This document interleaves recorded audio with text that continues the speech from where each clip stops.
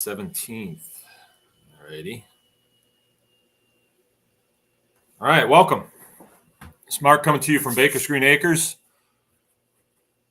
Tuesday night, this is our Anyone Can Farm live chat with your host. I'm your host, Mark, coming to you from Baker's Green Acres in lovely Marion, Michigan. Tuesday here on the farm.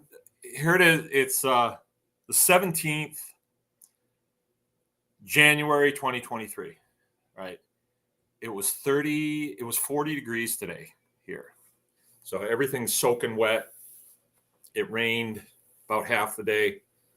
Rained a lot yesterday too. I don't have the rain gauge out. You don't usually keep them out this time of the year. You're usually just watching the snow build up, but this is a little strange. I don't remember January 40s before. Hey, JZ, welcome.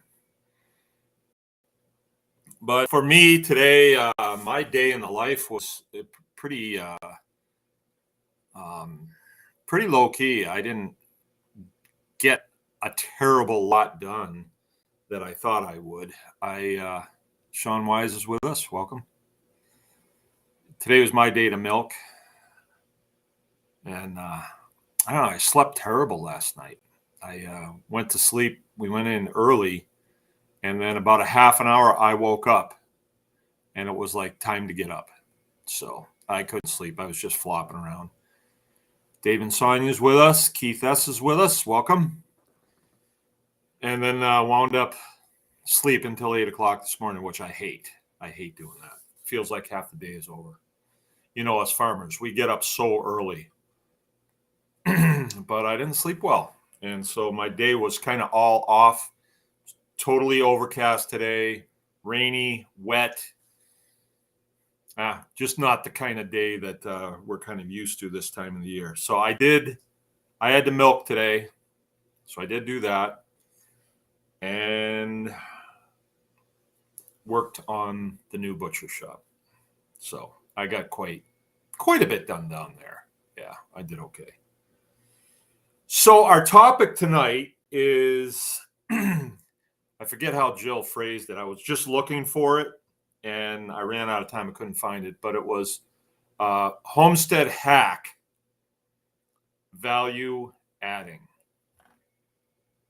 And this is, I would say that this is a solution-orientated subject here. And our show tonight is brought to you by, let's see, this is I have it here, the Homestead Handyman. This is Matt Kolvac. Matt's been working here for about a month now. He has moved mountains here.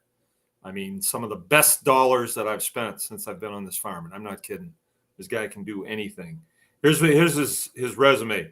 Duties include building, new construction, remodel, plumbing, indoor, outdoor, interior, finished doors, windows, trim, siding, roofing, metal or shingles, decks, concrete, light electrical, landscape fencing, patios, tree removal, logging, barns, pole building, saunas, sheds, will travel, willing to work with people on budgets. So he's going by the Homestead Handyman. Matt's a neighbor of mine, 20 minutes away or so, but in the same county that I live in. And I don't really hire that many people to help. And this year we were able to, and I'm really glad I did. He's helped me get a lot done. When I'm working on projects, like even in this room, I got halfway on this floor and Matt finished it. And while he was finishing this, I was having to take care of something else that had to be done, sort of the business end of things. And so this project was sitting halfway done. It's the same thing with the equipment shed and now the butcher shop. Matt has really done a great job in there. And here's where we're at right now. We are, our tribe, our local tribe here, and your extended tribes, we are communities. We are building communities, right? So, am I my brother's keeper? Well, I better be. If Matt doesn't stay busy, then he's going to go to work for some company because everybody's hiring right now. But my thought is we need to keep him available for our homesteads because our homesteads are very important coming up here. Very important. If you haven't noticed, things are changing. Things are changing. And our homesteads before that were, kind of a nice way to live. You got a cool place to live and, you got some chickens and stuff. Tell you what, if you got chickens now, you're getting $6 or $7 a dozen for your eggs. That would help. That would help if you're on a homestead. And I think that the thought out there is the homestead is, well, we support our family and a couple of our friends and stuff, but it's really not a money-making operation. I beg to differ with that. Okay. I beg to differ with that. And I'm going to get into that a little bit tonight because we are going to be talking about value adding and what that is and how that applies to the homesteader. But if we don't provide this guy with some work, he's going to work for a pole barn company, and then we will not be able to get him back again. So I'm tapped out right now. I've gone as far as I can at this stage of the month, and this is kind of our slow time. If I could, I'd keep him busy 40 hours a week and twice on Sundays. But that's not really how it goes. I don't have an endless supply. I'm doing well, but I have other obligations too. So I can pay for some of them, but I need other people to pick up the slack. Call him, tell him what you want, get a quote, and I guarantee you'll be happy with it. I guarantee you. Matt will travel too, but we need to keep him busy. And this is important because just like automotive, we don't have a whole bunch of people around that can actually fix cars. We don't. So when we find one, we need to proclaim it, and you guys need to go and do business with him so he can make his bills, right? So we keep him around. That's why I keep pumping Spears Auto, because they can actually fix cars. I've taken cars lots of other places, and we drive 10-year-old cars. And we'll talk about that a little tonight too, I think. But if you can't get them fixed and you got to spend all your time fixing the car, then, okay, well, I guess I'll have to buy a $15,000 10-year-old car. Well, maybe not a car, but a pickup truck. And it's still got 200,000 miles on it. And somehow you're in better shape. I don't know. Things are kind of weird now. And when you start to see through the weirdness and you get a solution to a lot of these problems, it's very freeing. And I'm going to touch on that tonight. But if you guys need stuff done, Matt Kolvac is the guy, the contractor that you can use on your homestead. And let's see, should I give out his contact info? I wonder if I should do that, Matt. I guess I'm going to have to.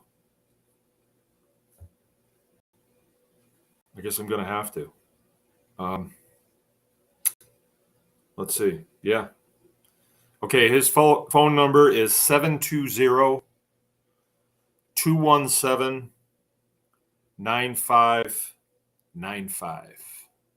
Okay. Okay, I just gave it to you, Dion. He'll go down to your place. You're like a lot of people is your time, but you've got surplus dollars. And so you can give those dollars to somebody else and they can do it. And maybe you don't actually have the expertise to be able to do what you need to do. In my case, building this butcher shop was very important, and I'm going to tell you why. And it is for you too, Dion. It is. I think I could be all wrong. I really could be all wrong, but I see a big change in America. And I see an age of enlightenment. And an age of enlightenment, a lot of people are saying, you mean I don't have to do that? That's the age of enlightenment. There's a lot of that going on right now. And I just had this conversation with my my brother-in-law's wife, so it'd be my sister-in-law. My brother-in-law was there too, but she was listening to me. And I said, I'm done trying to convince everybody that there's a better way. I'm done with that. I'm just going to go for it myself. As a matter of fact, it's kind of better if they do believe all the spells and incantations, because it means a whole lot less competition for me. And people are funny. If they hear rhetoric coming, even if they don't even know where the rhetoric came from, but they've just heard it for years, they have a tendency to believe that.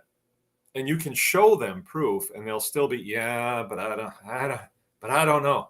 It's like humans, a lot of humans have this condition, and it's like they're looking for a reason to fail.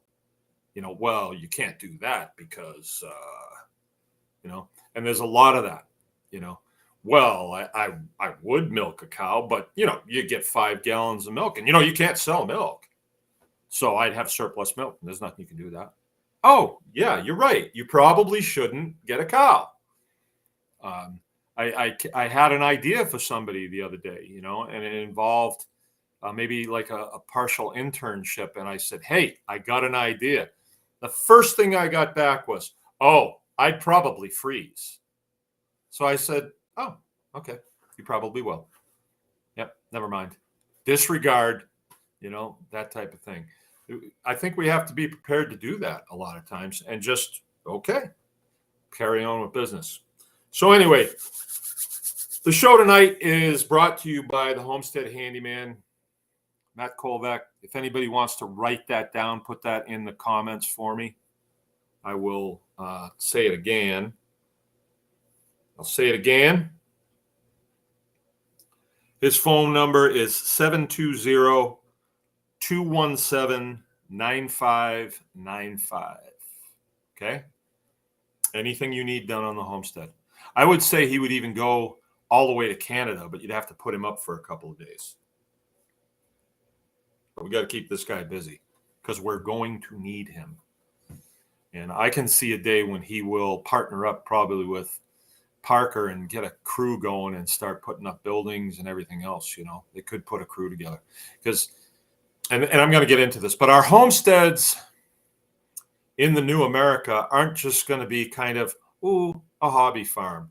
They're going to be essential because the system that we had, the Babylon system, you hear people refer to it as the Babylon system. It's infiltrated every facet of our lives, whether it's government, religion, food, pharmaceuticals, healthcare, on and on and on. Everything that you can think of, it's been infiltrated and it's become institutionalized. And once something becomes institutionalized, then it's sort of like, well, they're owned.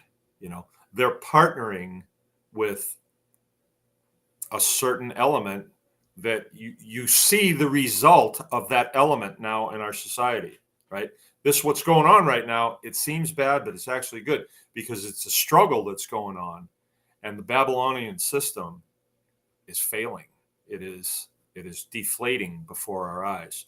And the people that are involved in it, that worked in it for years, you can't exactly call them innocent because they knew, but they're leaving it. And it's just deflating. Our money system is going away. Our banking system is going away. It's just collapsing in on itself.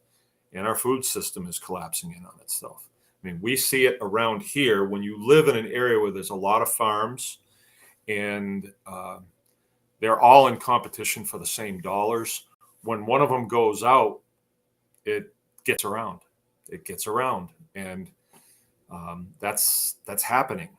For years, they haven't been making a decent wage but they're surviving off of subsidies. And what are subsidies? It's when, oh, your government takes money from these guys and says, well, because these guys are mission essential, we got to give them subsidies because they're failing just to keep them going. We have to do that because they produce food.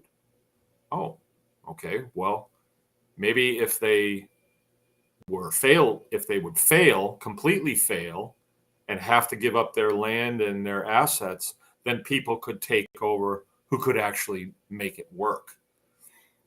And therein is a lot of the spells and incantations that we've always heard. One of the greatest one is, there ain't no money in farming. You've heard it, and you've heard it, right? And our conversation tonight about value adding is going to help to break through that and help you to see that it's like saying there ain't no money in manufacturing. There ain't no money in retailing.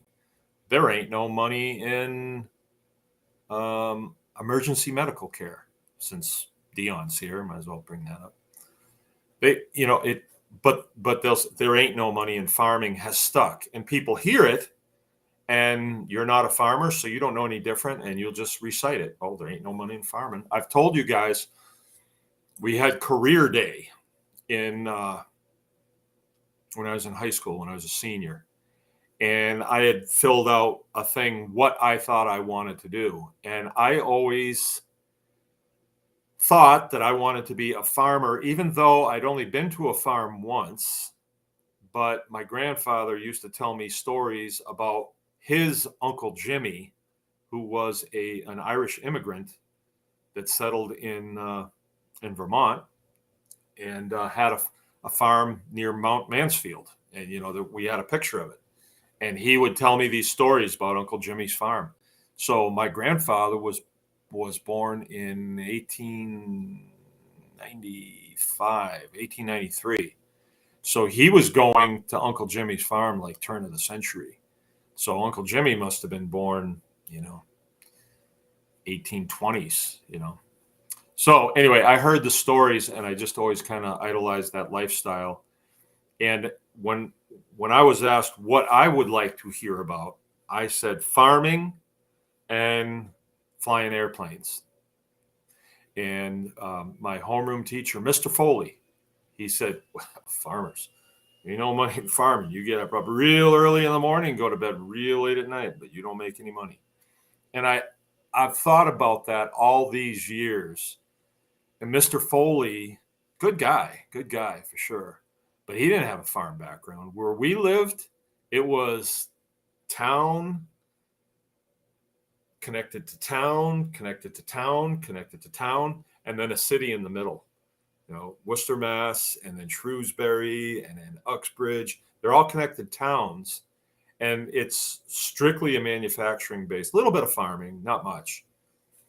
It's nothing like out here, and it's nothing like out in the West. So these people didn't know anything. I mean, Mr. Foley probably didn't know anything about farming, probably. Maybe he did, but he said that, and it stuck with, it was said to me as a senior in high school, and it was like, oh, okay, well, ain't no money in farming. All right. Well, how about flying airplanes? And the guy that came and talked to us about flying airplanes, he said, well, the best way to get flight hours is to go into the service. And I never wanted to go into the service because you had to get a lot of shots. And I hate shots. I still hate shots. They just don't seem right. So I kind of put that one to bed too. So then I wound up getting into working on cars, working in a gas station and servicing cars and pumping gas and doing oil changes and tires and brakes and all that stuff. And my father wasn't too up on that I said, well, I'd like to get my own service station. And he didn't like that idea. And I said, well, how about if I go to school and learn how to work on airplanes? Well, okay, that's better than that. Yeah, that's better than. So that's what I did. And I wound up, working on airplanes and then wound up going in the service anyway. But Can't watch live TN, just dropping in to say hi. Give a thumbs up. All right, Vindicti, right on. Belva's with us. The stump master is with us. Nancy's with us. Let's see who else.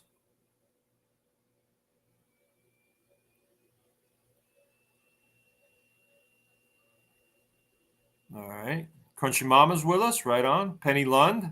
Hi, Penny. All right. Good. Got a nice crowd. Tim Milano's with us, right on. I think the Homestead handyman would probably go up to the UP. You could use some help up there, Tim. All right. Well, we want to talk about the homestead and a hack. And I'm only going to talk about what I know about here. So I'm only going to talk about what I've done. Okay. Homestead hacks. When we started up this farm, I looked around at what everybody else was doing, and not that they gave me any input. They didn't, but I would just look and see what they were doing. And it seemed like they had, well, good looking vehicles out there and a nice house, and barns seemed to look pretty good. It looks like they've got a direction that they're going. And every one of them was doing one thing. They were all milking black and white cows, right? And so I thought, well, that's probably what we need to be doing. We need to find something to do and do that one thing and do a lot of that one thing. And, well, let's see where this goes. Now, keep in mind, when I first started this, I had no farming background other than my little place out in Montana, but it was very much a part-time thing. And I had a full-time, my Air Force job, and anything that we did on our farm was, if it works, great, fun. But if it doesn't, we still got a job. So none of it was critical.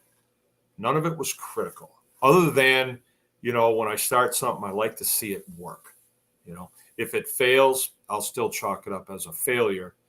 And I didn't like that as much. So, and nothing against what we were doing. We learned a lot out there.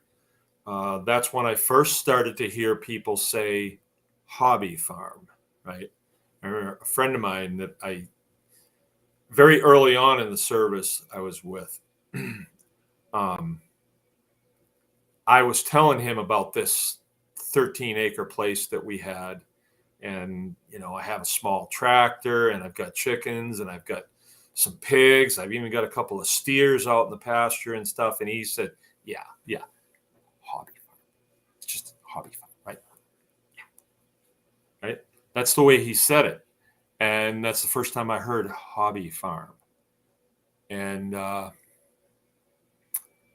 didn't like the way he said it, because I was taking it pretty seriously. And compared to what I was doing for the Air Force, just doing what I was told, this was really fun because I got to think things up and execute them. And I didn't have to wait around for somebody dumber than me to tell me not to do it. That was a thing that we used to say in the Air Force. Well, I used to say it. So I had a kid that worked for me one time, and he was getting out, and he says, I'm tired of working for people that are dumber than me. And he worked for me. So I guess he was telling me I was dumber than him. But I didn't think of my farming operation as, a hobby. It's a hobby, like punk. I didn't. I thought it had real potential. So we got into value adding, and we didn't really even mean to. It happened to us. Does the handyman guy do consulting? You call him and ask him. But he didn't say it, Justin, but he's part engineer, right? Trust me. If I give an endorsement, it's because I've used them. If I use somebody and they've done a crummy job, I am not going to endorse them on here, right? That's just the way it is. And I hope you guys do the same. That's what a community is. Community building is And let's say a guy did a crummy job on one thing. I might say, well, let's try it again. Let's try it again. You know, I'm not going to cut him off at the knees. I'm not going to come on here and say that, although I have, I was trying to get a good thing going. Never mind. Okay, so on our first place, I was raising pigs, and then it started to go pretty good. And we were putting them in a trailer and taking them to a guy who would process them. And early on, getting them in the trailer was massively difficult, massive. And I remember thinking back, how does anybody ever do this? They won't go in the trailer, or if you get two of them in there, by the time the third one gets close, the other two have shot out. And it was really frustrating. And, but anyway, that was just early on, the frustrations of the farming operation. But this guy, his name was Dan Isaacson, I got turned on to him because he would come to your farm with a truck. He had a 1-ton truck, and he would shoot the beef, and then he would butcher it right there. He would lift it on the back of his truck, 2 of them he'd do, and he would take them back to his shop, quarter them up, get them hung in the cooler, and then he'd call you in, 15 days, and you'd go up there and pick up your beef. It was really slick. And watching this guy work, I was really impressed. Just the amount of confidence that he had. Being in the Air Force, I mean, people get good at something for about 5 years, and then they wind up supervising others. And you see a level of expertise, but then it just kind of turns into, well, then you're riding you're at a desk, or you're running a dispatch vehicle or an expediting vehicle or something like that. Andy, I don't know if Andy's on tonight, but so nobody gets really, really good. But this guy had been butchering cattle for 25 years, and he was really good. Like, he'd show up with his 1-ton, and you'd point him where they are, and he'd drive out there. He'd have a cigarette hanging out of his mouth, and he'd lean this old 22 up on the mirror of his. He didn't even get out of the driver's seat, and he'd go. It was a pump action Harrington and Richardson 22. I remember it, 22 long rifle, and those feet would come up off the ground. They would be underneath the cow, and then the cow would go down on him, and then he'd go out, roll them over, and he'd just go to work on them, and it was really quick. The hoofs would be flying off, and then the head would fly off, and the whole time he's talking to you with a cigarette hanging out of his mouth. And we got to be pretty good friends. And then there was a fire at another processing facility, the only other one that was around there. And so he couldn't take my animals when I needed them in, because prior to that, it was always like, I'd call, yeah, bring them up this Thursday. But now he couldn't take them. And he said to me one time, I don't know why you're not doing that yourself. Me, butcher pigs myself? I never thought of that. He said, go ahead. You do deer. Go ahead and do it. And then I wound up calling him. I said, hey, you know what? I did one. It was kind of interesting doing it. And he says, you know what? I just got a whole bunch of old equipment given to me from the place that burnt down. Why don't you come get it? I don't need it. So I went up there, and it was stainless steel tables, and that was about it. It was a scale, a cradle. Anyway, he gave me this stuff, and while I was there, he says, next time you get some pigs, bring them up, and we'll do them together, and I'll show you what you need to do. So he did. He showed me. It was not really a big deal for him. He wasn't losing any business or anything, so he showed me. So then all of a sudden, things changed. I had a little building on my place that we used to just use for storing stuff in. And then I said, hey, you know what? I can make that into a butcher shop. And so I did. And had all these ideas of how I was going to do things. That building was the size of this room, probably even a little smaller, and had a dirt floor in it. And, I filled it with stone, and I didn't have any money back then. So everything was scrounged. All the materials in there were scrounged. And anyway, I built it out the best I could. And then when it was time for us to do a pig, we'd go out there, shoot it, drag it back into the shop, pick it up, skin it. A guy loaned me a Hobart meat saw. And I learned just by looking at it and working with Dan, I learned how to do it. And then we'd wrap the stuff up. We had a wrapping table. That's what we got from Dan. We got a wrapping table. And then I would go into work and I'd say, hey, who wants a half a pig? Yeah, I'll take one. And it got around, and people were like, hey, I want one of those. I want one of those. I want one of those. And I started learning that, wow, because I was the one looking at the bottom line on this. And it's like, I was making pretty good money off of this. And it was all at home. And I would run out of pigs. So that was the problem, was my flow wasn't consistent. So I was working during the day, and I'd come home and I'd butcher at night. And my oldest son would help me, and my nephew lived with us at the time, and he would help. And we did good. We did really good, even though we didn't have any water out there or anything like that. Still, we were able to see that, okay, I raise a pig, great. If I take it to Dan to do it, then I have to write him a pretty hefty check for the pig that he just butchered for me. And then when I sell that pig to somebody else, it's like, well, I don't get very much back, not very much at all. And in those days, we didn't know about feeding or anything like that. So I was getting beat up pretty good from both ends. But then when I started butchering myself, it was like, oh, this is different.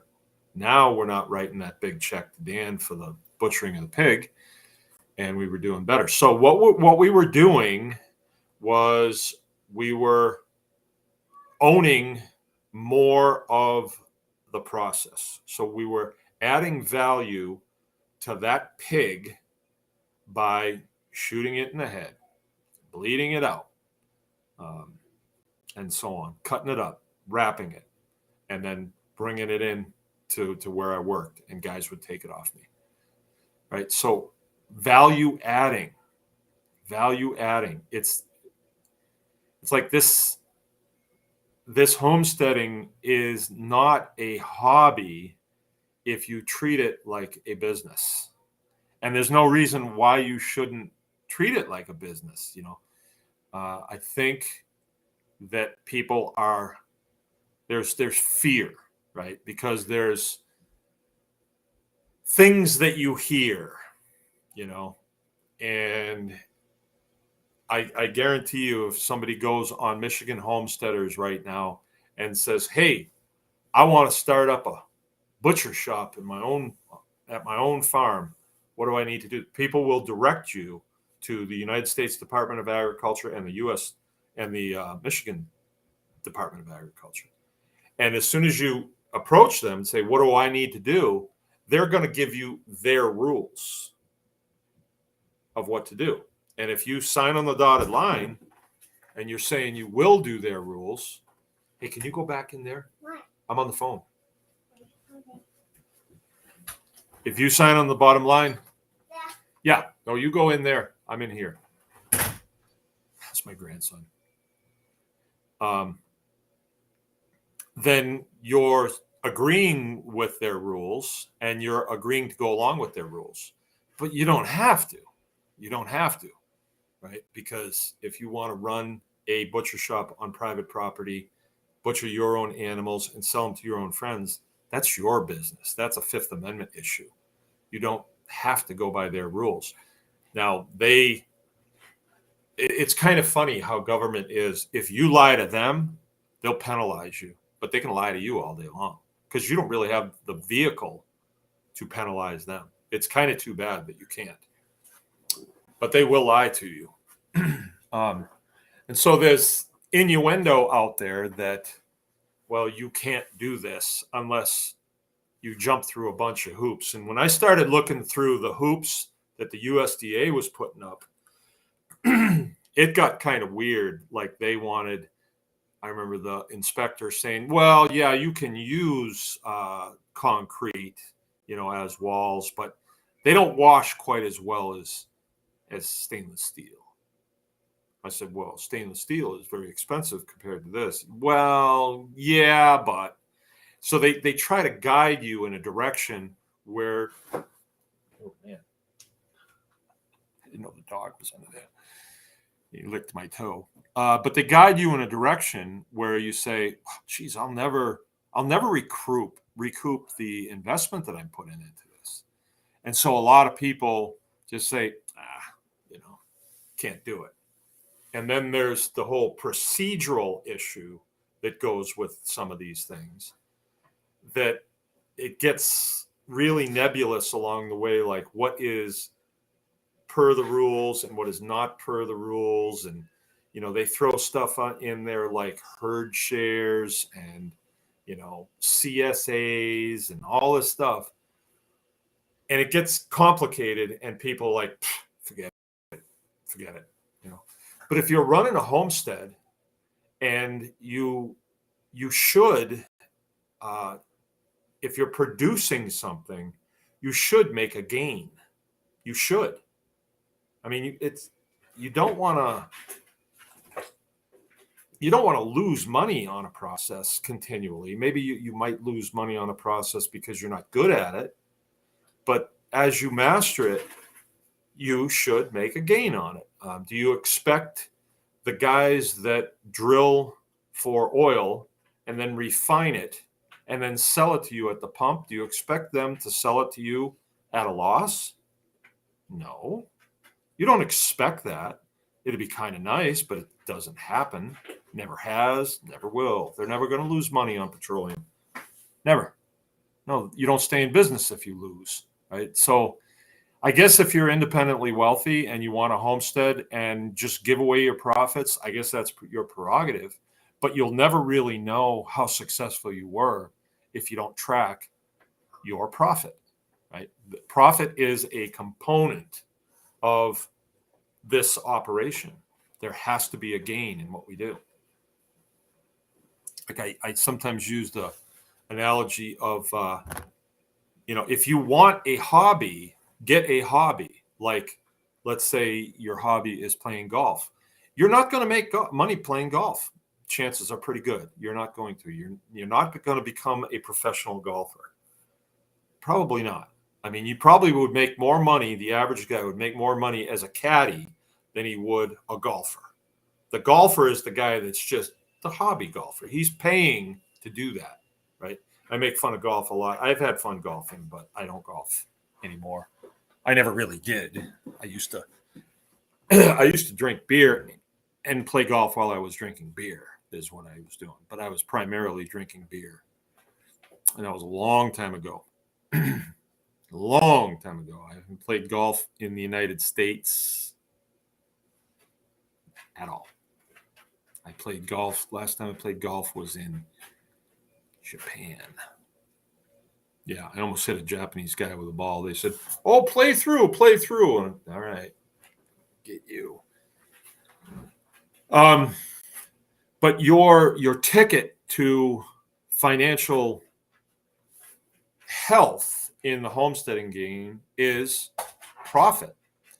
So let's say, and I know we've talked about this a bunch of times before, but let's say that you raise broiler chickens, so the white birds or maybe the Freedom Rangers, and you raise them, and your goal is to raise them up. So you have to calculate how much feed it takes, how are you going to house them, how are you going to water them, how are you going to keep them safe, and then you're going to get to the point where, okay, how am I going to butcher these? How am I going to get these things processed so they're ready for what? For the end user. The end user can do nothing with a chicken that he gets or she gets that is still got the feathers on and the guts in and is still alive. You can't do anything with that. There's a couple of steps that you have to go through before it's ready for, the stew pot or the broiler pan or the frying pan or whatever. So when you do those things, when you cut the chicken's throat, you scald it, you put it in a plucker, you eviscerate it, you do all those things, it is gaining value as you're doing those things. So I think people can probably understand that process. But then you're going to want to think, all right, we got, Heirloom Heritage. Heirloom Heritage is with us. Debbie Van Fossen is with us. You want to sign the back of the check, not the front.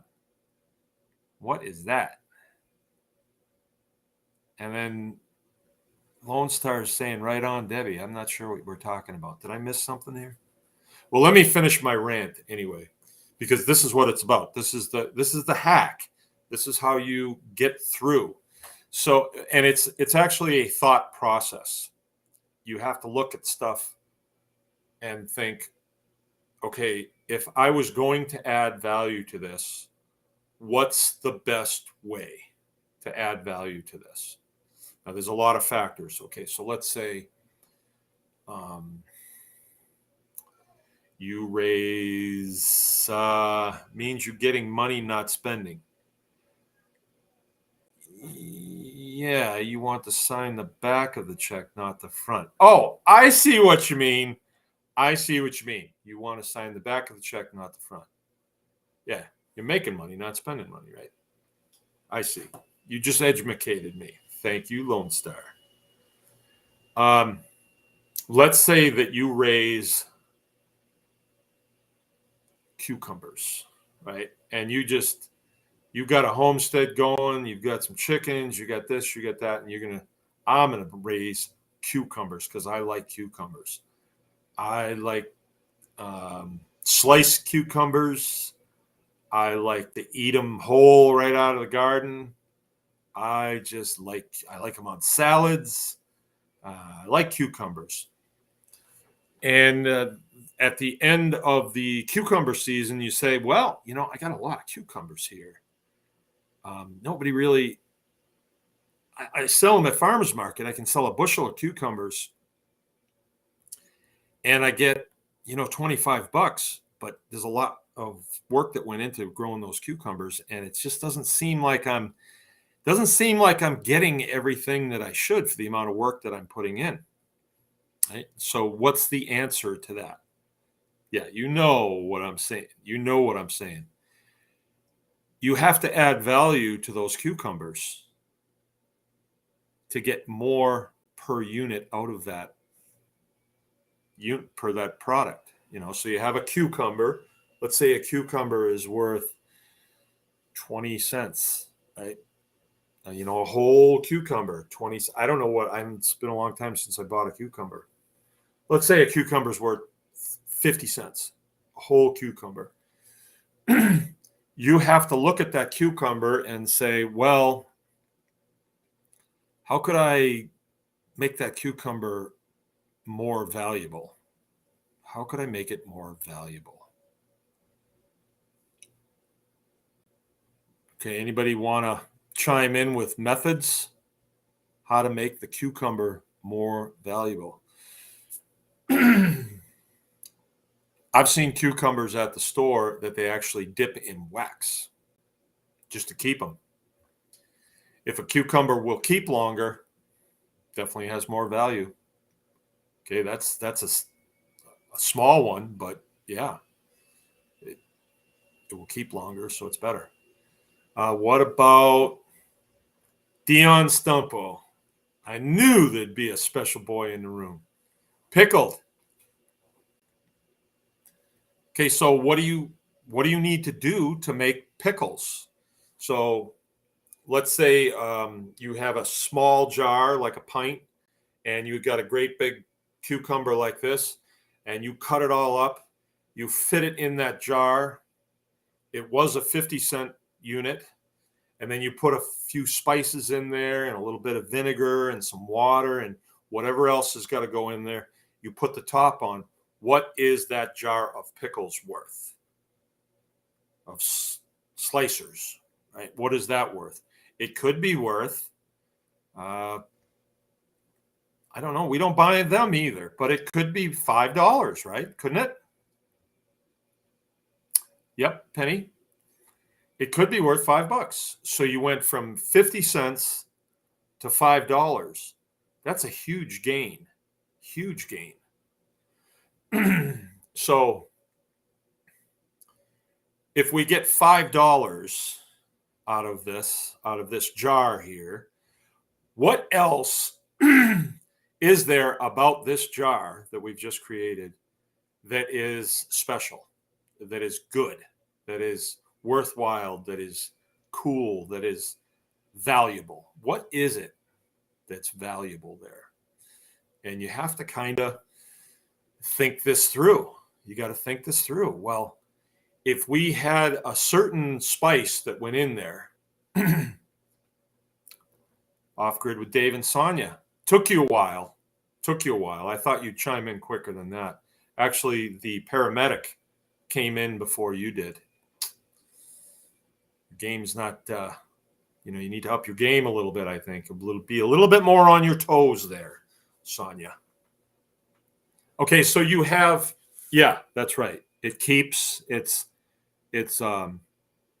shelf stable, right? So your cucumber, where you put it in the, what's that thing they call it? They call it the crisper. I call it the rotter, right? Because you put stuff in there and it goes rotten. You put it in there and in a month it's rotten. The thing doesn't keep at all. But you put it in this can or this jar, and it can go on the shelf and it could be there for an entire year or longer. So that really adds value to that cucumber, doesn't it? But there's a lot of thought that goes into that. So let's say there's a spice out there that if you put that spice in there, this spice is from Uganda, and it has to be picked by virgins, so it's hard to get it. It's very rare and it's very expensive. And you put that in there and it makes the best tasting pickles, but you have to change the price of the pickles from a $5 jar to $50, right? But they're the best tasting pickles on the planet. Is that going to work? So there's a weighing process that goes into this. Not everything that adds value are you going to be able to get that value back out? So you could add value to the cucumber by dipping it in liquid gold, and you've got this much. You've got 50 cents into the cuke, and then you've got $500 in gold on it. And then you put it up for sale on your website, and Baker's Green Acres website, a golden cucumber, and nobody wants it. And you kind of wonder, I wonder why. What's wrong with these people? This is a gold cucumber. I mean, I've got a 50-cent cucumber, and I've got all this gold on the outside of it. It looks really cool. Who wouldn't want to have one of these? But nobody's buying it. So you have to. There has to be a thought process that goes into it. Is it something that is valuable to people? Do people want it? Do they value it? Myself, a golden cucumber, I can't think of anything that would be more pleasurable than a golden cucumber, to put it in the gun cabinet. Or maybe I got a new pickup truck, if you guys haven't heard. Thank you, Brian Jacob. But it's a 1973 F350. But if I had a golden cucumber, I would certainly hang it from the rear view mirror. Who wouldn't? Okay. Sonia says you can ferment them. Just salt and dill. Call them lacto-fermented food. Yeah, right. I'm losing money on curing and smoking hams and bellies. Why? How can you lose money on that? Because you don't know how to do it? You can't lose money on that. You can't. Bacon is the biggest seller off of a pig is bacon. And if you do it right and people get it and they like it, they will buy it again. So all you have to do is tweak your process because other people are doing really well with bacons, and I happen to be one of them. We do really good with bacon, right? Bacon sells for quite a bit of money, and there's not that much that goes into it. But if you took our charcuterie class, you would know that. Right? You need to take our charcuterie class. I can give a special class for you, but we'll have to charge you as though there was 12 people in the class. It's a 2-day class. You should be able to handle that. All right. So value adding, and you take any process, anything that you raise, like let's say you raise pigs, and you had a pen out in front of your house with some pigs in there, and you said for sale. 99% of the people that drive by and see those pigs are going to say, "Gee, I don't have a trailer. I don't have a trailer anymore. Justin's got my trailer." And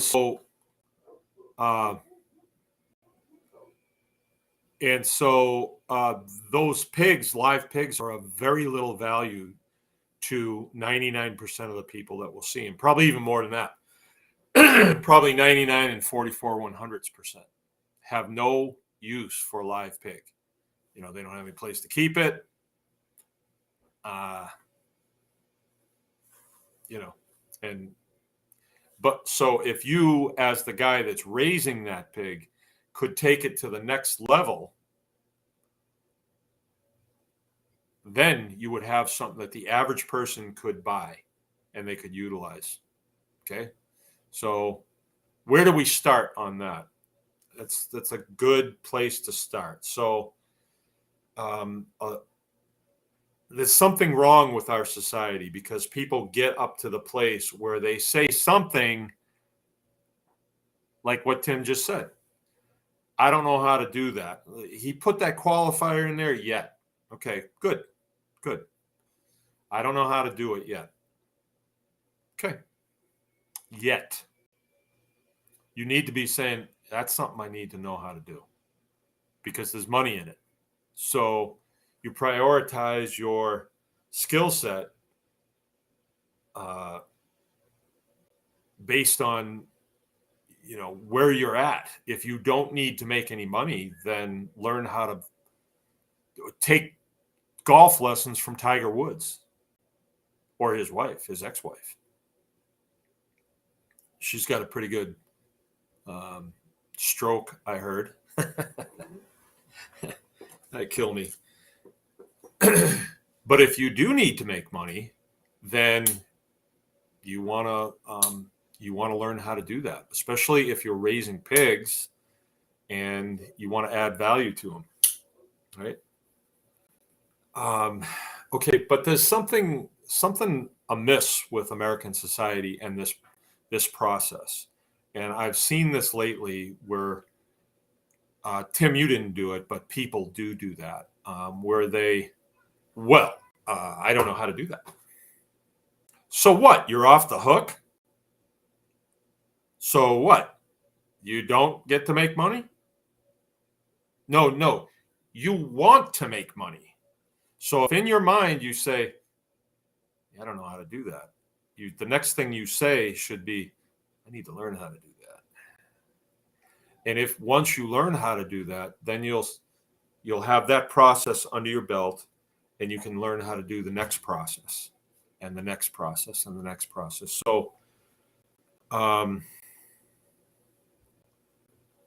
we built the butcher shop on this farm, and I had heard value adding when I would go to the small farms conference, and they would talk about value adding, but it went right over my head. I didn't really think about it very much. I kept thinking that I was going to raise pigs, someone was going to come buy these pigs, and I was going to live happily ever after. But what was happening was, yeah, we would raise these pigs and then we couldn't afford to keep them anymore. And nobody wanted to buy them because there was a place up the road here that was buying them from the sale barn, butchering them up and giving them away, but he was still making pretty good money, right? So he had figured out how to narrow down all the expenses and still make a pretty good profit. And we couldn't even come close, right? We were buying feed from a mill that didn't even have a scale. We were getting ripped off. I was getting ripped off left and right when I came here because I came out of a community, the military community, where our survival is based on trust. But out here, these people don't work together. Like the people that sell the feed, they'll rip off the farms if they can. And the farms will rip off the feed stores if they can. I mean, it's just a terrible relationship that they have. They're not working together at all. But nobody's really doing very well. Let's see. What does Nance got to say? I just took out some bacon meat and found a recipe to try. It will be my learning process this year. Last year was growing and seeing what needs to be adjusted. Now it's processing the pig and learning smoking, recipes for curing and jerky. It will be a busy winter for me. Wow, you better get busy there, woman, because winter is almost over. 40 degrees here today. I think tomorrow we'll be probably out in our bikinis. Not me, but my Speedos. Yeah, the thing that I see is when somebody in American culture right now, when they don't know how to do, let's say, the whole process, then they're kind of like, oh, I can't do it. I can't do it. It can't be done. Where what we're trying to get across to people when we teach these classes is, okay, we're going to show you the high points of it. It's imperative that you know where to shoot the pig. That's imperative. Can you do that? Well, yeah, I can do that. Okay, can you put this knife in right here and push it towards the tail? Oh, yeah, I can do that. All right, can you heat the water up to 150 degrees? Oh, yeah, I can read a thermometer. So it's all these little processes. And then we've got the pig eviscerated. We've got it split in half.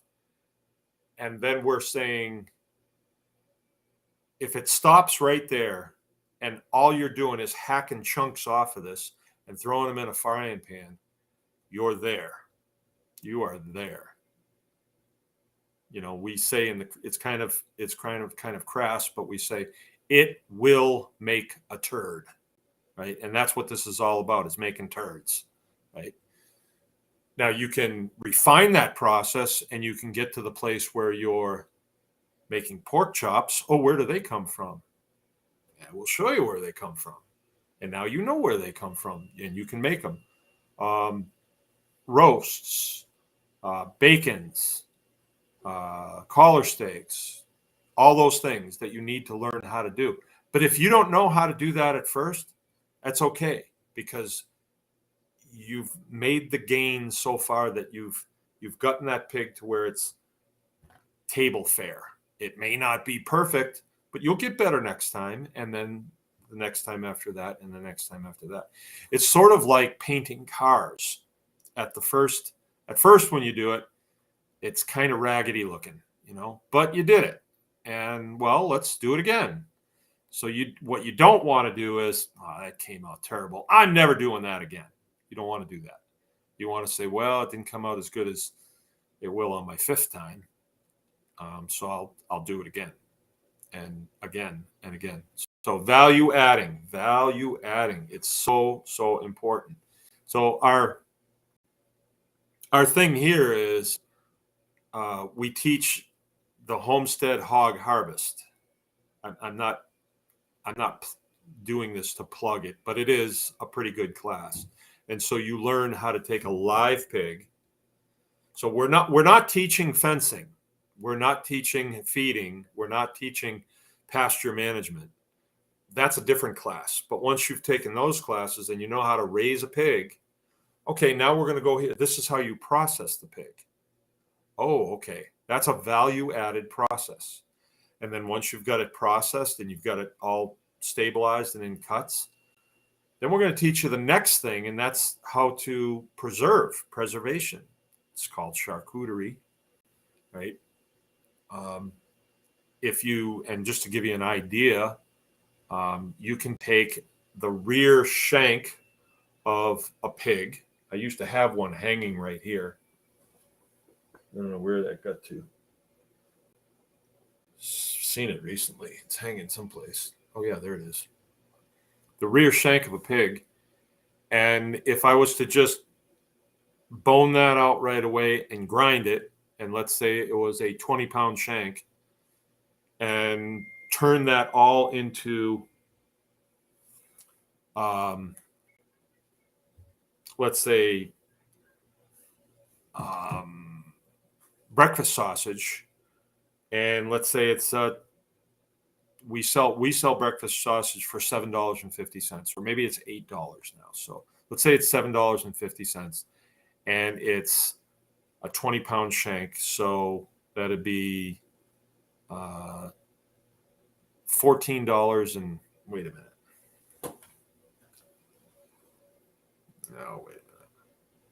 All right, so let's say I've got a 20-pound shank, and let's say it's 25 pounds, and I bone it, and we get 20 pounds. We grind that, put some seasoning in it, and we sell it for $7.50. That's $150. $150 in if we turn it into sausage. Okay, let's take that same 20 pounds of meat and let's say sell that as just chunks of meat, just chunks, and we're able to get $2 a pound, let's say.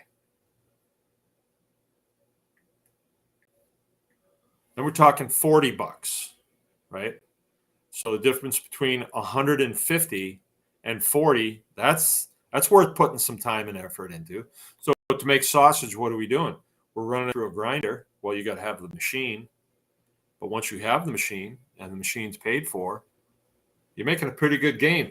The difference between 40 and 150 is $110. That's worth it. Let's go one more. Let's say we've got a 20-pound shank, so 20 pounds, and we make it into prosciutto, right? A prosciutto. It takes a little bit of time, a little bit of know-how. If you go to our class, you'll know it. We sell them. We ask $25 a pound, and no one has ever balked at us. No one. Times 2.5 equals 500. That's value adding. Value adding. I'm going to show you the shank, seeing as I brought it up. It's hanging there. The reason it's not hanging here is because it was dripping on the wall. You see that? But let me show you the shank.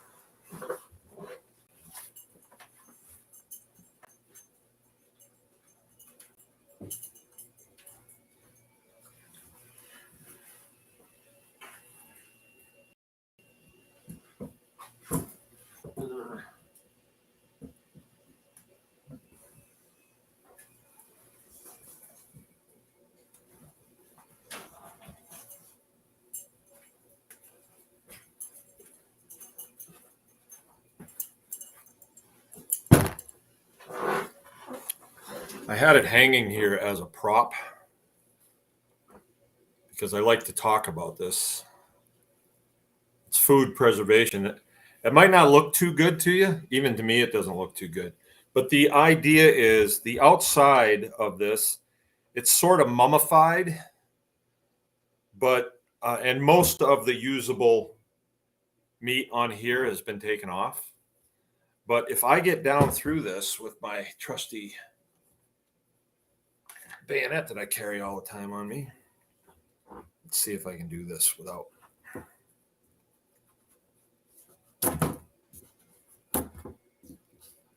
This knife is not as sharp as I'd like it to be.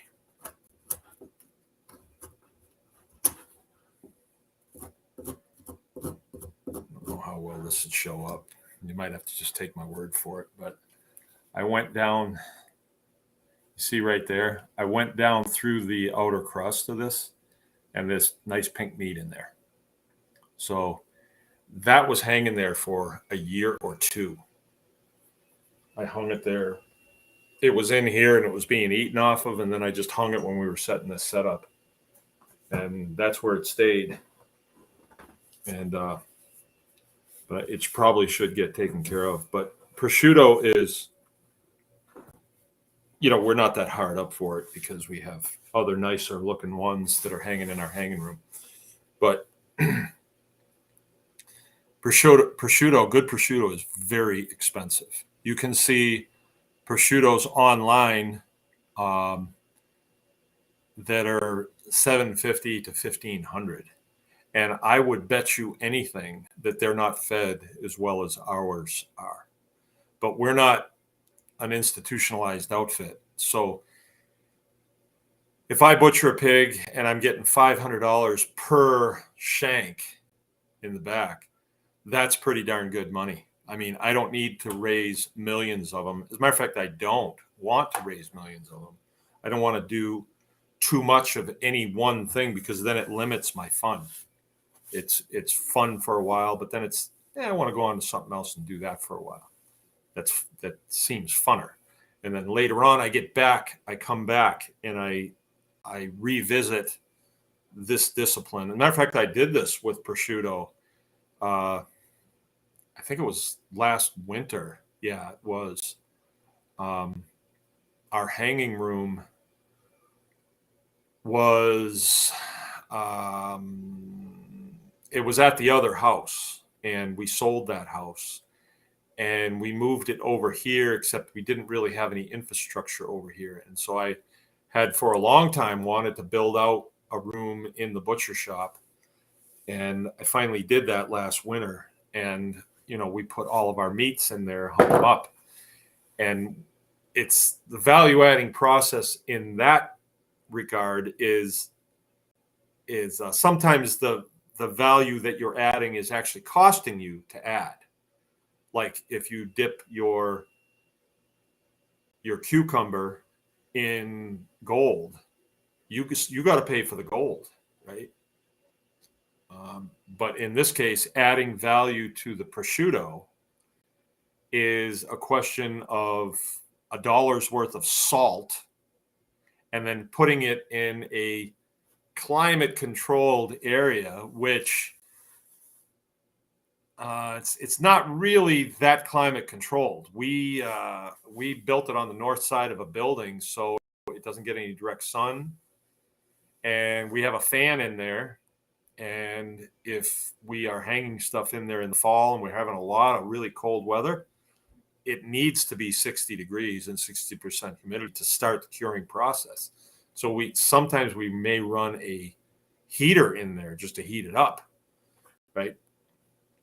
On a thermostat, but we don't cool it. There's no HVAC to speak of.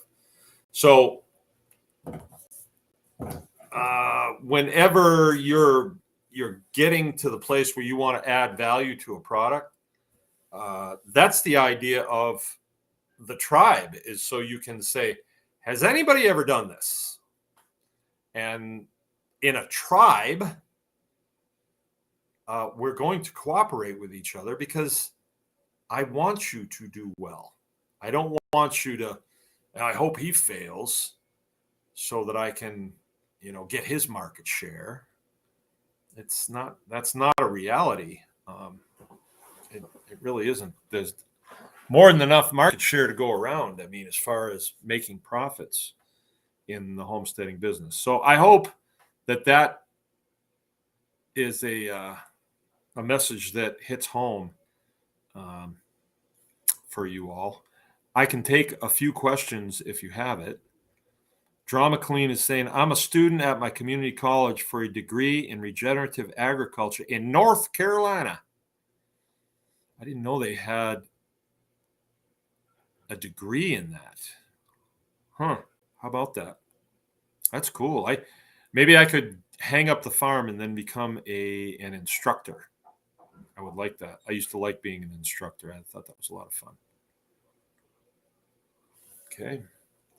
If you guys got any questions, I'd be glad to venture down those rabbit holes. Try not to derail me, though, Dion.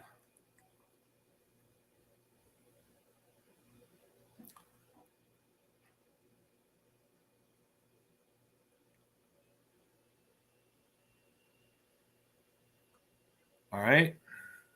So the value adding mindset is falls in line with some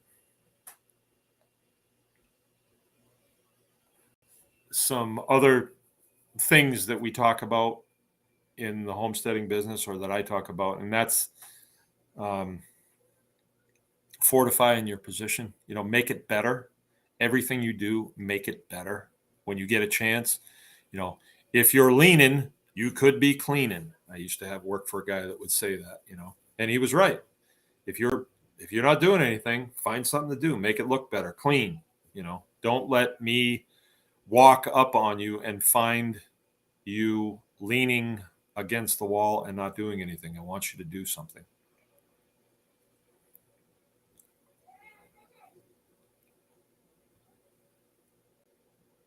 All right, these guys are having a conversation. I don't know what it is. Okay, Jill's on with us. I got my grandkids staying with me tonight, doing a sleepover.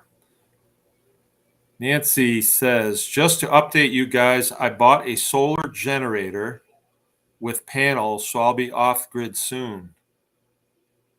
I bought EcoFlow. Ooh, that's interesting. Could you put some pictures on the tribe?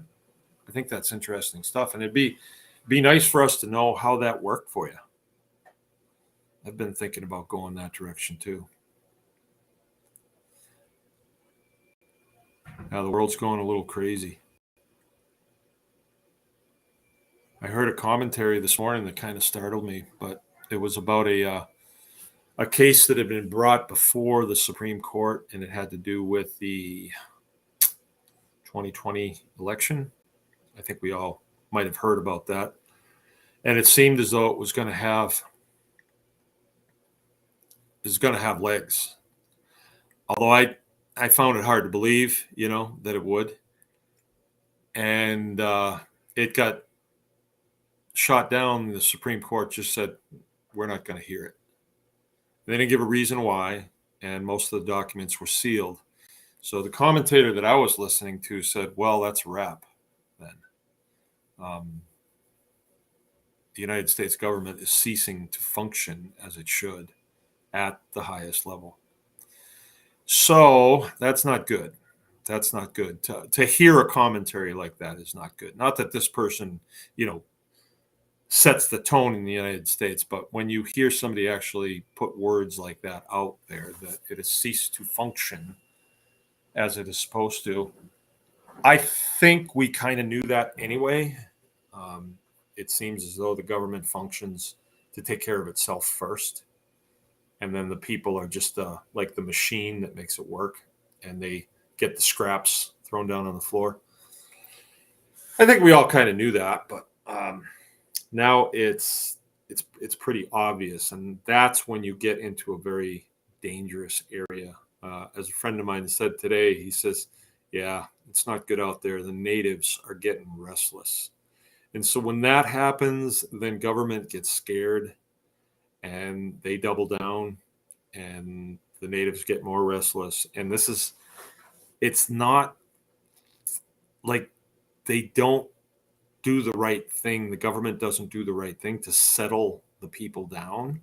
They say, oh, food shortages too. I was asked what I thought about food shortage. And, if I were to just observe on my own and I were going into the store and seeing what people are posting pictures of, then I might think, yeah, well, it looks like there's going to be some sort of food shortage here, and you guys have heard me say that, I've said that they're saying there's going to be food shortages. The commander in chief came out and said there's going to be food shortages. Get used to it. And then I made kind of a big deal of it. I said, well, then why isn't the Department of Agriculture stepping up to the plate and getting this fixed? Of course they're not going to. But just the fact that the commander in chief came out and said there's going to be food shortages leads me to believe that maybe there's not going to be, but they're going to try and make it look like there is. So the supply system now is a just-in-time supply system. And if you had a camera on the egg aisle, let's say at Meyer Foods, and you watch that for 24 hours, it is constantly being replenished because people are shopping in there 24 hours a day. If you slow down the supply chain a little bit, there's going to be gaps in the supply chain, in what's on the shelf. There's going to be gaps. And then when people go in and they see, oh, there's not many eggs, I guess I'll get 4 dozens. And then there's even less. And so it exacerbates the problem. But everybody walks away and says, there's no eggs at the store. We're in an egg shortage. We're in an egg crisis, kind of like the TP crisis. And I think could be, but I don't know why. What did we kill off a bunch of chickens? Oh yes, Mark. Didn't you hear about the bird flu? I did, but I heard about it through the local newspaper, not the local newspaper, the one out of the state capital, one that lied about me all the time, right? So they're invested in the narrative. So what I'm saying is I'm not sure I believe the narrative. Not saying that I don't think you shouldn't act accordingly. All right, egg shortage? Well, you guys should have had 12 chickens anyway. You should have. Now's the time to do it. We had a lady come to us today that we sold some chickens to, and she said 3 of them were roosters. And so we gave her 3 more of our hens today. I would have said, we'll have them for you in the spring, because right now eggs are a premium. You can get $6 a dozen for them. And our customers are in a big yank to get them. So it's like, if I could go and buy a bunch of hens right now, I would. But so, hey, here's a good one. I wouldn't tell you to do anything that I wouldn't do myself, but here's a good thing to do. And I think even if everybody that's on here right now did exactly what I told you to do, it's not like we're going to flood the market, but a smart thing to do right now. Let's say that you need some money, or you'd like to have a little gravy, on the side. Call down to the hatchery, wherever it is around you, and tell them that you want laying hens, and you want, I don't know, whatever kind you want. Probably the best ones are the heavy breeds, I think. They look the best. So I would get like Rhode Island Reds or Buff Orpingtons or something like that, some big chickens, and get 50 of them. They're usually a couple bucks. I don't know exactly. I don't remember. And then in 16 weeks, they're ready to lay pullets is what they are. So you pay $2 for this little peep, let's say, and then you give it feed. You keep it brooded for the first 30 days, and then, you feed them until they get big enough, and then you can sell them for $15. Easy, ready to lay pullets. Let's see what ready to lay pullets are if I did a search on them. Ready to lay pullets.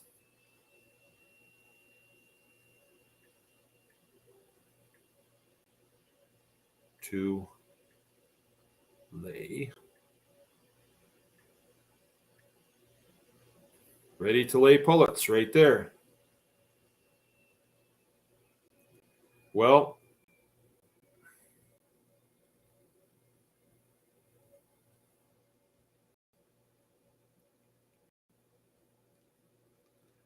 they're not selling them ready to lay. They're calling them ready to lay, but they're asking for ready to lay pullets are production type females that are 18 to 20 weeks of age and have laid their first eggs. They should be 3 to 4 pounds. Ready to lay pullets starting at $15.40.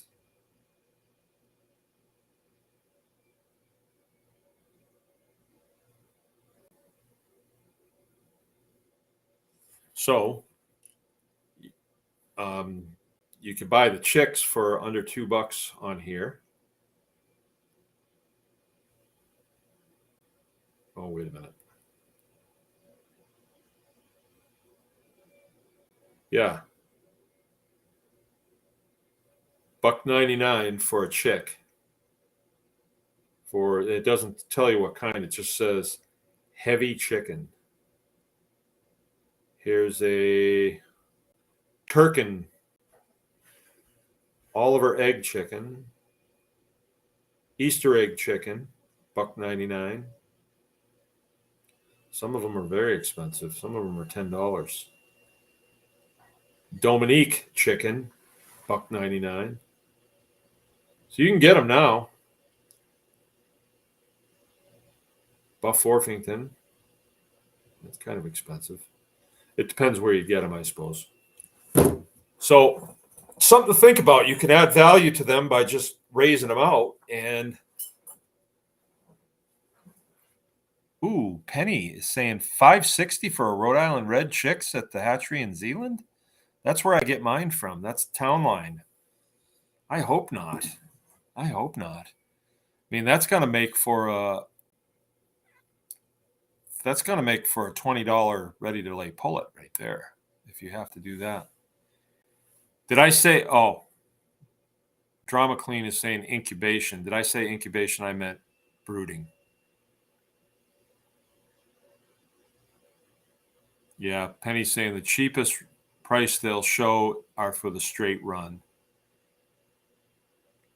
The straight run, if you guys don't know, it's when you buy chicks, it's whatever hatches, it'll be generally 50-50 males and females.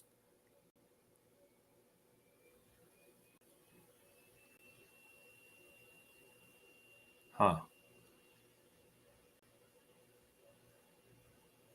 Justin's saying, I'm going completely off the grid by the end of the year. 12 kilowatt system with 30K amp per hour lithium ion battery bank. Wow. That'll be neat to hear how that goes. Nancy's saying, nice. I would have like 12, but that would have been another 3,000 to 4,000.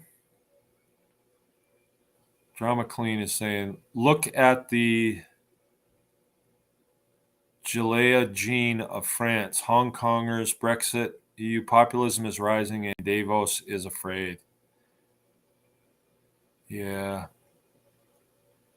I don't know, man. I don't.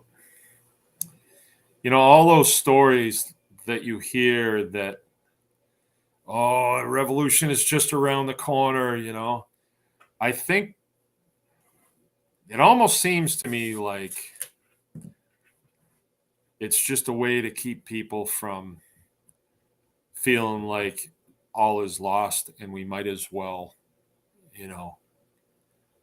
take this into our own hands, because everybody's being told, well, wait till 2024. It's all over when Trump gets back in.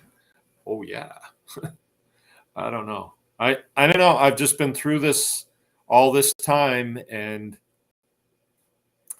thought that they could have gotten something accomplished. We heard all kinds of stories, and it's just gone on so long. I'm out of patience, and bad on me, I guess.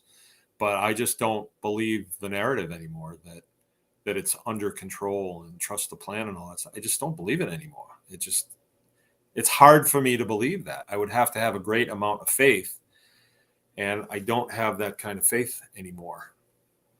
So that's why I've just bared down on homesteading, and you just need to be as self-sufficient as possible so they can't pull your chain, right? Because look at all of the people that aren't going to homestead.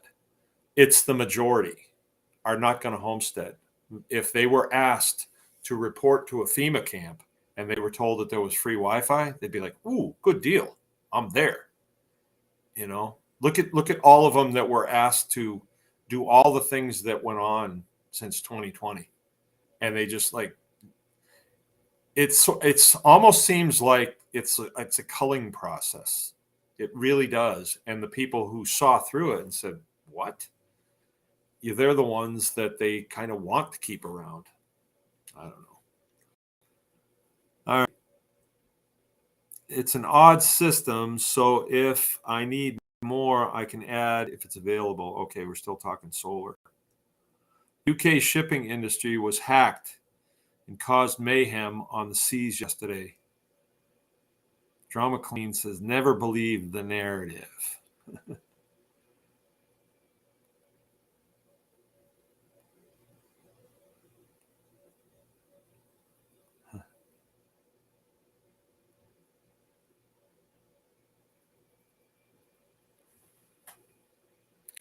Are you going to try to incubate some eggs this year? Yeah, I sure am. That was fun. That was really fun. I got a lot of nice chickens. I should do it now. There's no reason why I shouldn't do that. I probably should. Why am I not doing that? Yeah, it was fun. Yep. Drama Queen, evil is weak. What's the second part of that? Continue to build. Continue to build. Penny's saying, I have 40-ish Isa Browns coming in April, ready to lay $9 each. And I only found one source. Wow, $9 each. Where are you located? And can you turn me on to who you're getting those from? Because I'd make a drive for that right now. I don't like to be too jerky around in my operation, but if I had 4 more milk cows right now, and let me tell you something, milk cows right now are very hard to find, and everybody, I mean everybody, wants $2,000 for them. Yeah, money is in kind of short supply. That's why everybody's kind of grubbing for it right now. Our Brian Jacobs here. Welcome. I forgot to give you your Sawzall blades. Sorry about that. Yeah, hard to find, Dion. You're right, and expensive, but there is an opportunity there. I don't know if you've thought of this. I am going to do this. I've got a bull that he's a Guernsey bull, and I can't keep him around here forever, but I think I'm gonna see if somebody else wants to borrow him. But you can buy Holstein heifer calves. They're not that expensive, and if you get them small, really small, I mean, they're a big cow, and I know we've heard all they don't do well on grass. I don't know if that's exactly true, honestly. But if you get calves, if you buy calves, like the old calves, they have to be females, of course. And then let's say you were able to buy 15 of them, and that was daily chores, was milking, feeding the calves. By the time they're a year old, you can breed them, but you'd need a bull. And then you're selling a bred heifer And nowadays, a bred heifer is $2,000. I don't know if the prices will hold, but I don't think you'd have $2,000 into it. I think you'd probably make, if you bought the calf and you got it for $250, which I would pay, by the time it was ready to go and you sold it for $2,000, I think you'd be doing okay. Holsteins are not A2 correct? I don't know. I don't know about that. I've heard that talk, that A2 talk a lot, and I know it's very important to people. I'm not well versed on it. I know it's a protein thing, but I really don't know. I know everybody wants the A2, and Guernseys supposedly are. All right, Dion knows, I guess. Usually not. Okay. People want them.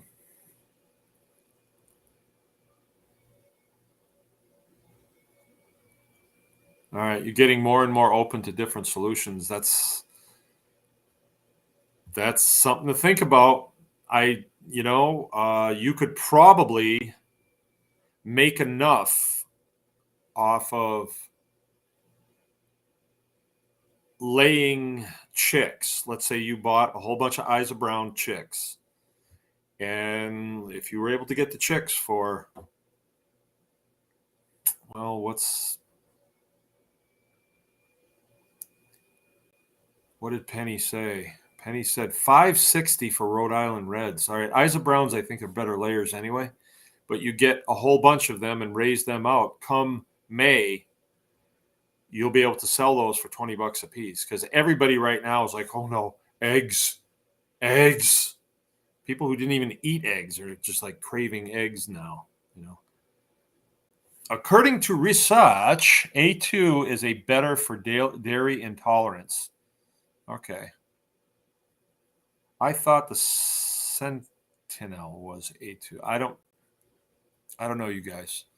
I could easily get up to speed on that if I would just make a phone call to Joe. But Drama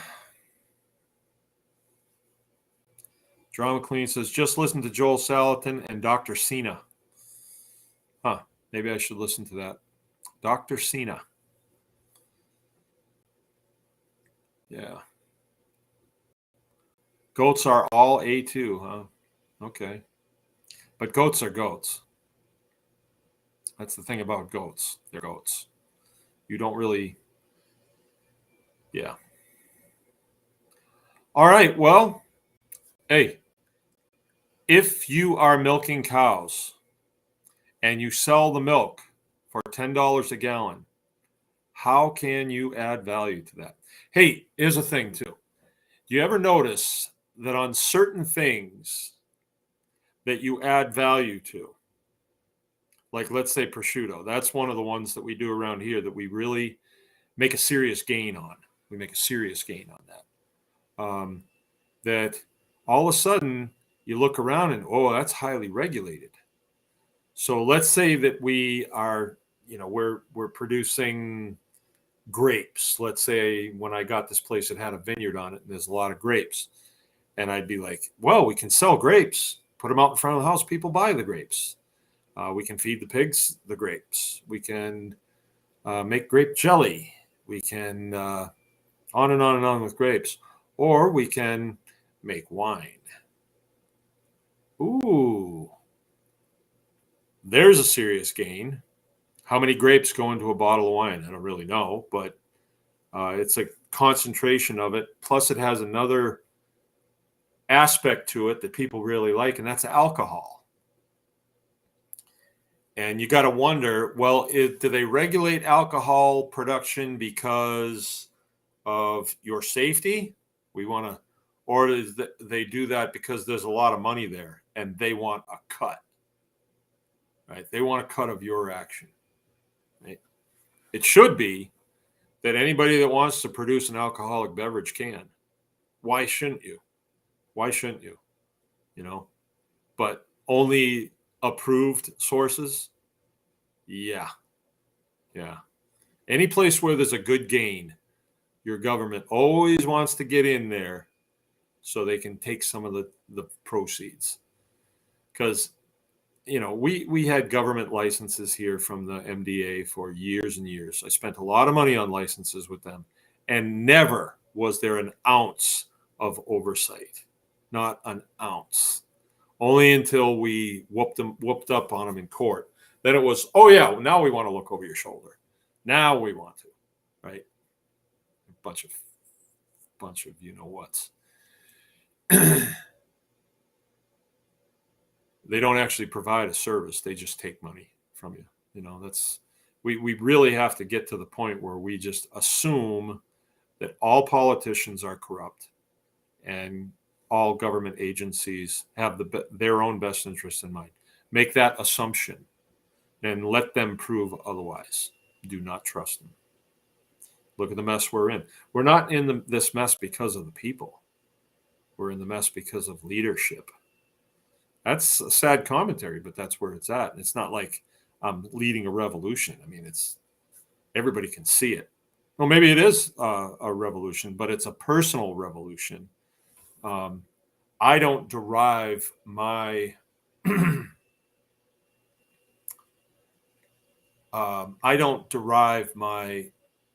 my sense of personal achievement from doing something in the government giving me a stroke on the back. Good boy, Mark, good boy. Here's a kickback of your taxes that we stole from you. I don't rely on that. I do the things I do in spite of them. And, I assess it myself. I try to stay as far away from them as I can. And I've told you that they're really crummy to partner with because they change the rules all the time. And they are not expert in the things that they're inspecting you on. Whereas a big difference in the military was in order to inspect people doing a task, you have to have been an expert at it already yourself. But these weenies, they come out of college, learn how to pound a 12-pack on the weekends. And then all of a sudden, they're looking over the shoulder of professional farmers. That kills me. That is just so wrong. It's just so wrong. But that's what is going on. All right. What do we got here?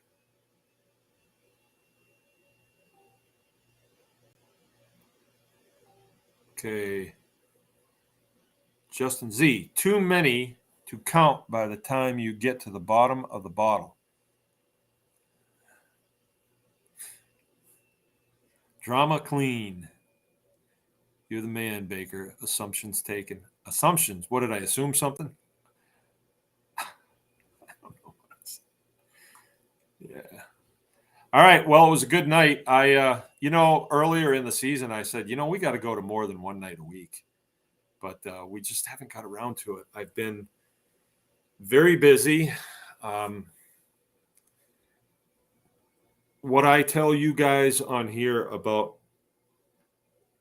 my feeling about where America is going and what the homestead is going to look like, I kind of feel as though I'm being guided. Like I got to go to Mount Vernon to see that. And I probably never would have really wanted to go there if I hadn't read the book, Founding Gardeners.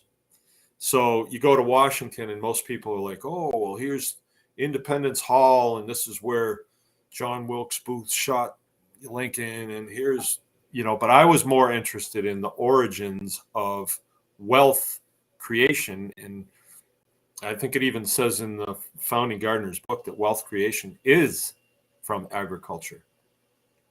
And so when I went to Mount Vernon, you got to see, well, what was old George doing there? He had him and Martha, and then he had a guy that kind of ran the cruise. Yeah, he had slaves. Around here, they have Mexicans that they pay slave wages to. I mean, the guys, after they pay their rents and their everything else, they don't have any money. They're basically slaves. But they're heroes because they send them to church on Sundays. It's the same thing, in my opinion. These guys can quit. They can go back to wherever they're from, Guatemala, Mexico, wherever. They're not bad people, but they certainly have no freedom. They have to do what the massa tells them to do, same as that. But when I was down at Mount Vernon, I got to see all the different processes that Washington was into. He was a for-profit farm, right? And his crews were working to make profit. That's why he was one of the biggest whiskey creators in that area, because, take all this grain. Well, we can make bread out of it, or we can make whiskey out of it. So which sells for more, says George. Well, the bread's good, but it gets moldy after a day or two. What about the whiskey and it's in a bottle? It gets better in a day or two. Shelf stable. It's alcohol, so people will pay money that they shouldn't. It's not nutrition or anything like that. It's just, you know what it does. It affects the front part of your brain. It fools you into thinking, this is good for my survival. This is why drinking alcohol is a bad idea, because it fools you. It confounds your brain. And you'd have one drink and you're like, I feel like I'm just going to live longer. I think I'll have another drink and it will be even better. By about your fourth beer, you're funny, you're good looking, and you're smart. But on towards the fifth and sixth, you start knowing that, hey, this is not gonna feel good tomorrow, But it fools you, and that's why it's a good it's a good value adding process, because people will pay good money to escape the reality of life on the plantation, I guess. I don't know if he sold much to the slaves. I don't remember hearing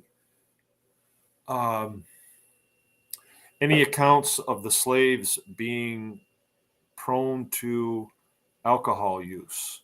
I don't remember that. When I was down at Mount Vernon, I heard that they were prone to what George referred to as night walking.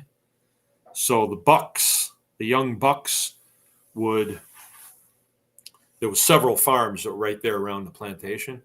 And there was, families weren't exactly, like if you were attracted to some,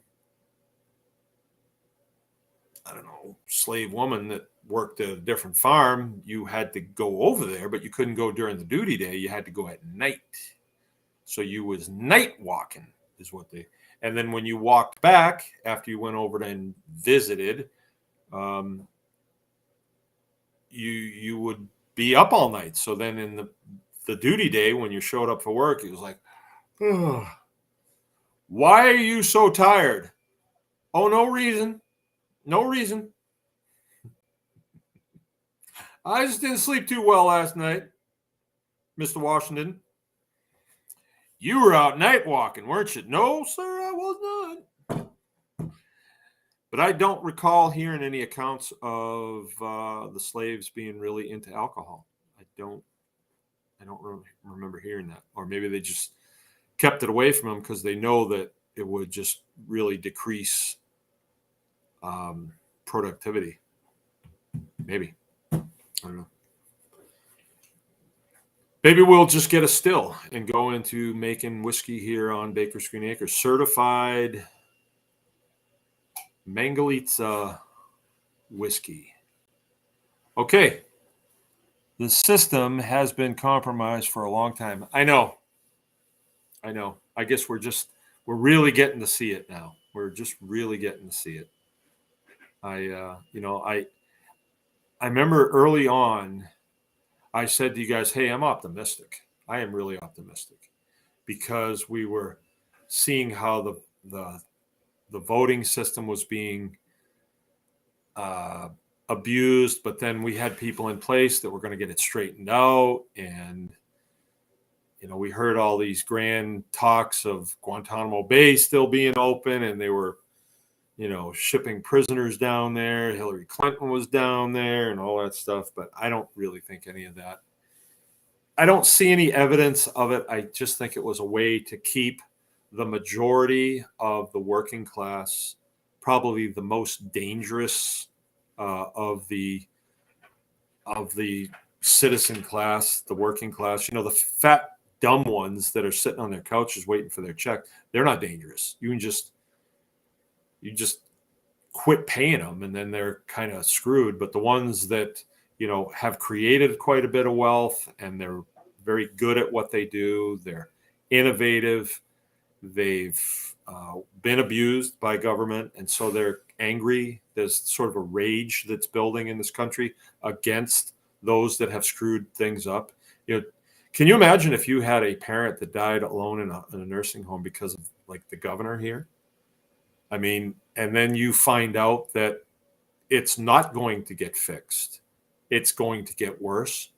You could see where people would say, well, I know how to fix this, And then once that process begins, it's really hard to stop it. So I am not optimistic for a system like that to have, or a sequence of events like that to start happening. I am not, because that is hell on earth. And I do not want that for my country. The parasite class, I do think they need to be cleaned out. Don't know if it's going to happen. They won't voluntarily leave because they got no place to go. They don't know how to do anything. But if it does, for us, I think the better option is create your own biosphere that you can stay in and become disattached from as much of that as you possibly can. I think that's the way to go. That's what I'm doing, because I don't want to get involved in a civil war. I really don't. A civil war in this country would be between who? It wouldn't be the North and the South. It almost seems as it would be between the working class and the government. It seems to me. It wouldn't be the parasite class. They're just waiting for their checks. They're fat, dumb, and happy. I don't think they're even happy. But I don't know who that war would be against. Dangerous. Okay. Nancy's saying she's got a still. And then Brian's saying Gretsch killed my dad. Yeah, I've heard way too much of that. Way too much of that. Boy, I love that truck. Although it's got a starting problem. I don't know what it is, but every now and then it just will not start. So as soon as John Spears gets my other truck back to me, that one's going in and gonna get gone through. But I wasn't sure I really liked it at first. I don't know. But maybe it was the day. But then at the end of Sunday night, I jumped in it and fired it up. I had my headphones on, so I cranked in a little Creedence Clearwater Revival, and I headed out. I drove downtown with it, so it's dark out. And not that kids do this anymore, but there's a place downtown where I would assume people used to park, and you'd park in the center of town and watch people go by. So I parked there by myself, listening to tunes, and I watched like 4 cars go by. And I thought, this is the new Bluesmobile. Is this the new Bluesmobile or what? Fix a cigarette lighter. All right, gotta go. Remember, anyone can farm. Hey, you guys that are Tribe Plus members, we will get a consulting call going tomorrow night. We skipped it last week, so we will be going on Zoom tomorrow night. If you're not a Tribe Plus member, please join up. It's a way that you can support this. I'm told that we can do super chats again. We can get back into that super chat business. That'd be really nice. That'd be really nice. I'm going to do a little video walk around of the butcher shop so we can show you guys the gains that we've made down there. Matt, me, 2 boys. I painted tables today and sealed up the tops of the tables. And boy, did it come out nice. Really, really nice. All right. Remember, anyone can farm. See you guys tomorrow night. They're coming in on a consulting call. Tim Milano. See ya.